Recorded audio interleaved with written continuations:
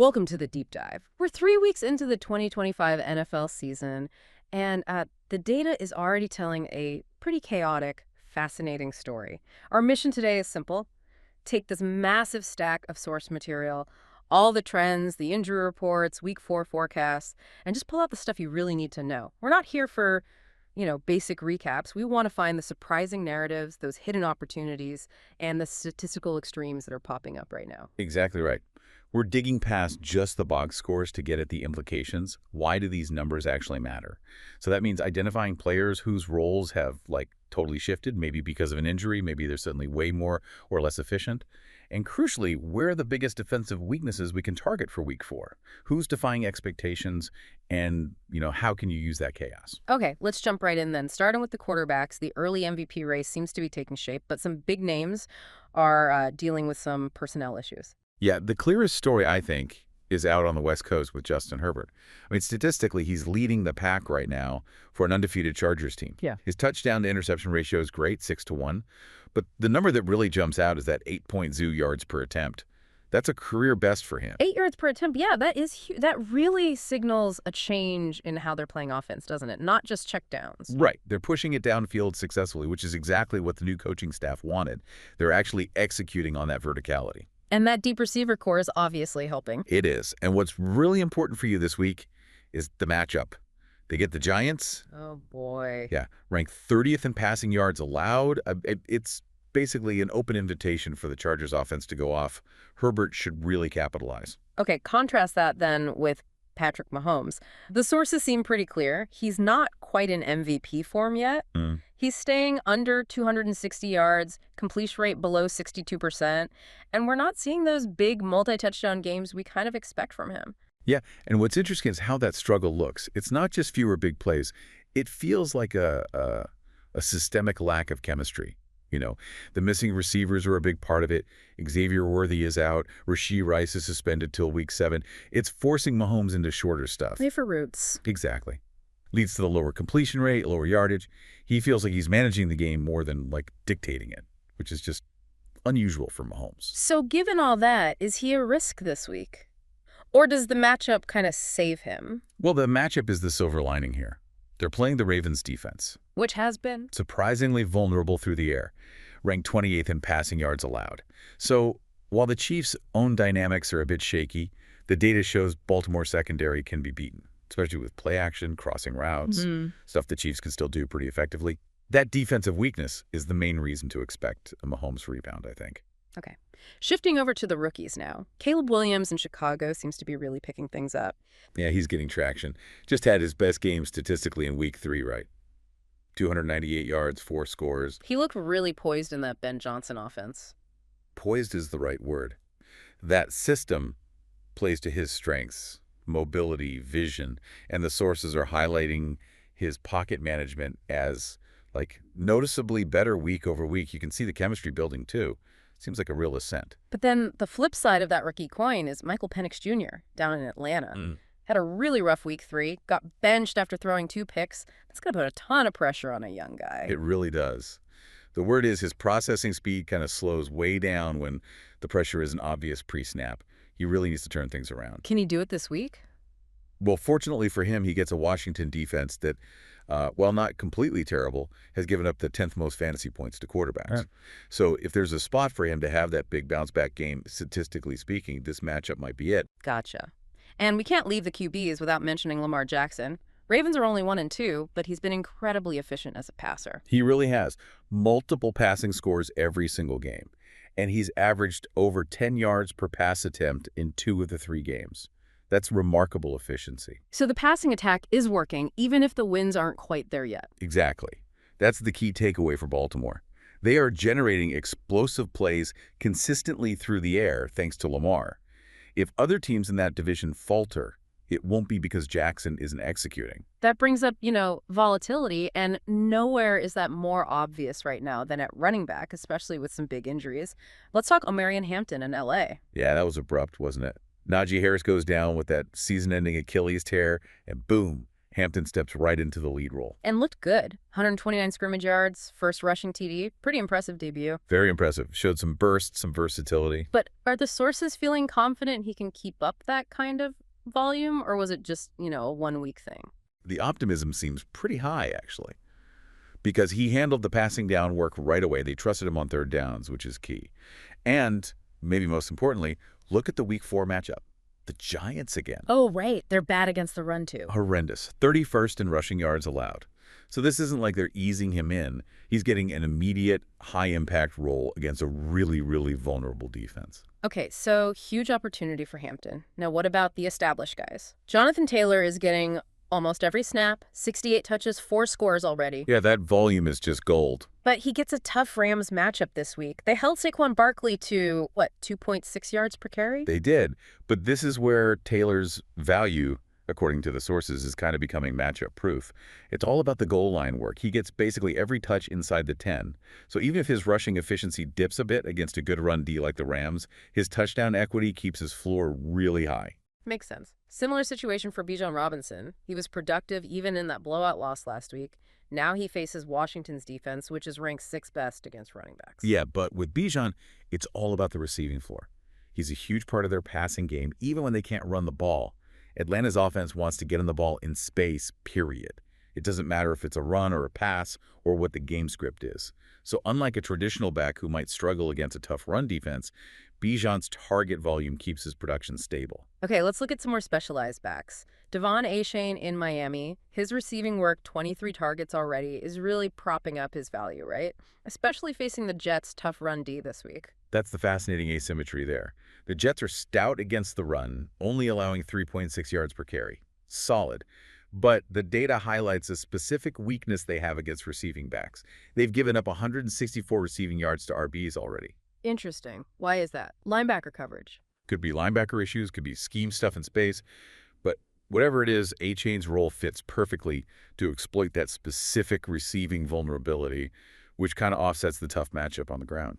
Okay, speaking of the Jets, Breece Hall's usage is weird, right? His carries just cratered last week, down to 9. What's going on there? Yeah, it's puzzling. The sources lean towards it being mostly an offensive line problem, maybe compounded by getting behind early in games. Seems like the new coordinator doesn't want to just run him into stacked boxes. But the matchup this week should be good. Dolphins run D. Yeah, Miami's allowing 4.5 yards per carry. So it's favorable. The question isn't really Hall's talent. It's whether the coaches will actually give him the volume he needs. Opportunities there, but the play calling feels risky. All right, we have to address the Kansas City backfield mess. Pacheco splitting work almost evenly with Kareem Hunt, and Pacheco's only getting 3.7 yards per carry. Can they get anything going? Oh, they absolutely can this week. Yeah. Yes, the split is frustrating if you have Pacheco, but both of these guys are set up for success against the Ravens. Because Baltimore's run defense is Awful. I mean, just humbled so far. Dead last. Bottom of the league in rushing yards allowed and rushing touchdowns allowed. wow. Okay. It's an extreme vulnerability. So even if the Chiefs' backfield isn't super efficient overall, the sheer volume against the league's worst run defense means a much higher ceiling for both guys, split or not. Got it.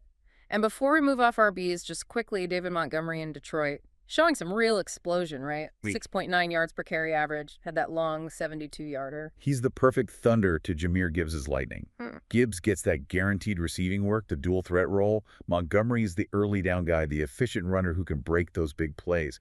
Detroit's run game works because both guys have clear, valuable roles. Okay, let's shift focus now. Wide receivers and tight ends. This always comes down to who's commanding targets, and we've got some serious target monsters emerging. Puka Nacua is Yeah. a phenomenon. We talk about volume, but look at the efficiency. 29 catches on 35 targets. That's nearly an 83% catch rate. It's insane. 2 double-digit catch games already. Yep. The chemistry with Stafford was just instant. He looks totally comfortable. Makes you worry less about any kind of rookie wall, doesn't it? Then there's Amon-Ra St. Brown in Detroit, just locked in as a WR1 because of that target share. He is the absolute focal point there. And the source material really emphasizes that even against a tough secondary like Cleveland's this week, his target share, apparently close to 30% of Goff's throws, makes him basically matchup proof. The ball's just going his way regardless. Pretty much volume wins out. Okay, now, quick correction from earlier discussions looking at Seattle. Jackson Smith and Jigba is clearly the top guy there, isn't he? Leading the team with 29 targets already. Right. Good catch. And yeah, 29 targets through 3 weeks is significant. That's almost double the next guy on the Seahawks roster.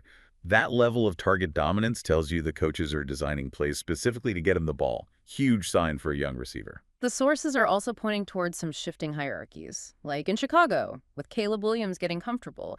Is Rome Odunze actually overtaking DJ Moore? Maybe not overtaking just yet, but Odunze definitely led the team in targets last week. Yeah. Had that nice 3-catch, 62-yard, 1-touchdown line. Showed some real explosive upside. So Moore isn't disappearing, but Odunze is carving out a bigger role. Exactly. It seems like Odunze is becoming that reliable vertical threat Williams needs. His separation metrics are reportedly way up.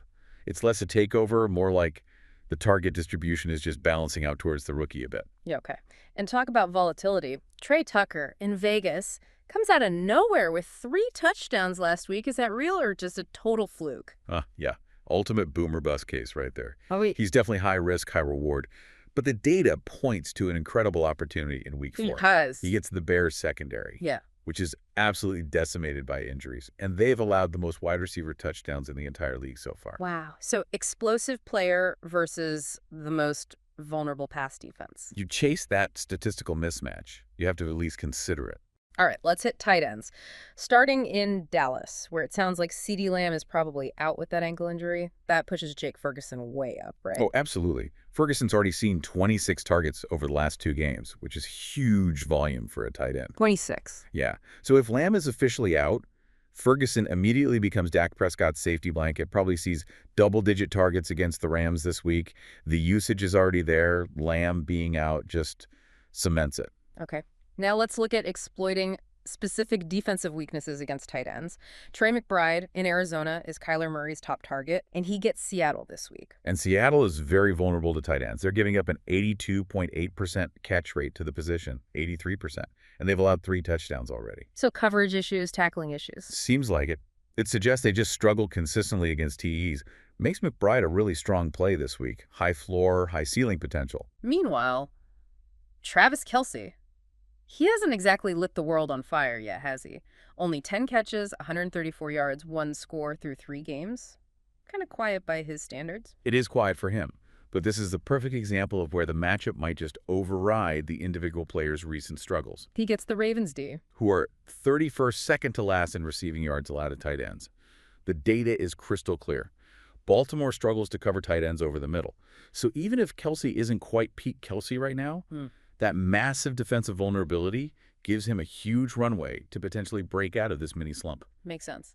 And one more, Hunter Henry in New England. Suddenly looks like their top receiving option after that 8-catch, 90-yard, 2-touchdown game last week. Yeah, he's emerging. And he gets the Panthers this week, who've allowed the 5th most points to tight ends. What's really key here, though, is the sources say Henry is running the highest percentage of routes out of anyone on the Patriots.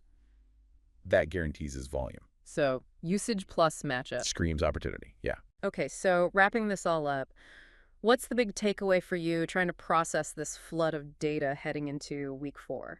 I think the main lesson is just how much volatility is shaping things right now, and it's driven mostly by injuries. Najee Harris, likely CeeDee Lamb. Purdy's status is uncertain too. The speed at which you can identify who steps into that vacated volume, like O'Marion Hampton becoming an instant bell cow, that's what makes the difference between, making a good decision and missing out. Right. And you absolutely have to hammer those extreme matchup advantages. The data is practically yelling at us about some of these spots. The Giants' run defense being so porous, the Ravens being inexplicably bad against running backs right now, that banged-up Bears pass defense. These are bright red flashing lights for week 4. Exploit them. Which brings up one last kind of interesting question, doesn't it?